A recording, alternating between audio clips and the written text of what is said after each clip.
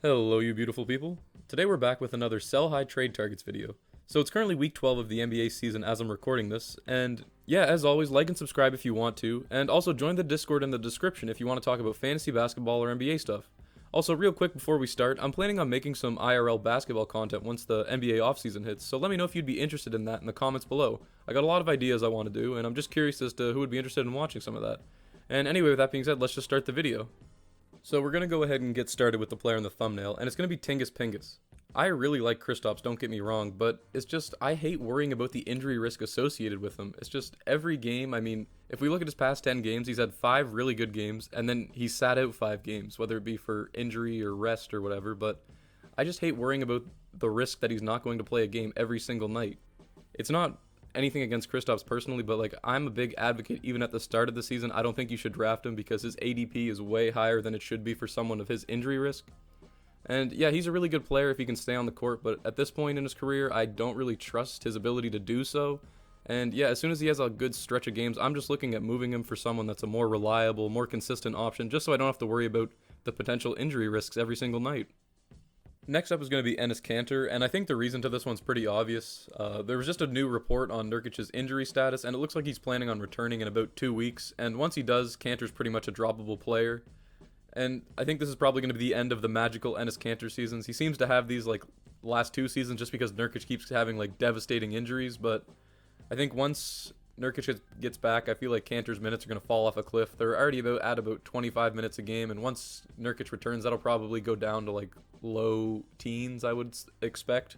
And it's just because of Cantor's defense. As soon as he's in the game, he's just getting abused in the pick and roll every play. So Nurkic is going to play a lot more minutes just to solve that problem and just really raise their defensive floor as a team, honestly. So yeah, I definitely try to sell high on Cantor just before it's too late, because once Nurkic gets back, then Cantor's pretty much just going to be a waiver wire player. So the third sell high player I want to talk about is going to be Olynyk. And this is kind of a classic example of how you can tell if someone is a sell high player. And it's honestly a very common expression. It's just the best predictor of future behavior is past behavior. And if you look at Olynyk's normal stats for the year, he's averaging 25 fantasy points in default settings in ESPN leagues. And if you look at the past 2 weeks, that's up to 38 fantasy points per game. And yeah, with that drastic a difference, it's clearly not sustainable. He always plays well when Bam is out, but Bam's going to be back into the lineup soon, and that's when Kelly's production is really going to fall off. But yeah, that's just a classic example, honestly. He's taking advantage of the opportunity when Bam's out, but Bam's just an all-around much better player, and when he returns to the lineup, Olynyk's production is really going to fall off, so I definitely try to sell high on him before that happens. And yeah, sticking with that, we're going to go on to Kuzma, who's normally for the season averaging 22 fantasy points per game in the default settings, and for the past 2 weeks he's up to 36, which is just absolutely insane, and it's mainly just due to the increased opportunity that now that AD's been out, but even if AD does remain out, I don't think Kuzma's going to maintain this kind of production. He's a really good young player, but I don't think he's that efficient of a scorer yet to maintain this level of fantasy production, and I definitely try to sell high on him before it's too late, because once AD gets back into the lineup, then I feel like his value is going to go back down to where it was at near the start of the season, where it's been for the entirety of the season, honestly, back around 22 fantasy points per game. And yeah, AD being out really has helped the production of all of the Lakers players.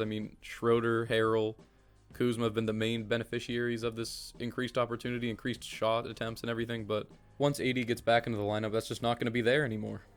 And then the last player I'm going to say is a sell high target for this week is going to be Buddy Hield. So he's averaging 28 fantasy points per game on the season, and the last 2 weeks he's up to 44, which is probably the biggest jump that I've seen on fantasy the past 2 weeks. So yeah, I think it's a great time to sell high on Buddy. He's a really streaky player, really good 3-point shooter, but the looks haven't been falling this year, and they sort of just been going in recently, as dumb as that sounds and as basic as that is, but it's mainly due to Halliburton being out. Halliburton did just get back into the lineup, but he's still working his way back through a minutes restriction right now. And I feel like once he gets back up to his full minutes, then that's going to be the end of the Buddy Hield magical run.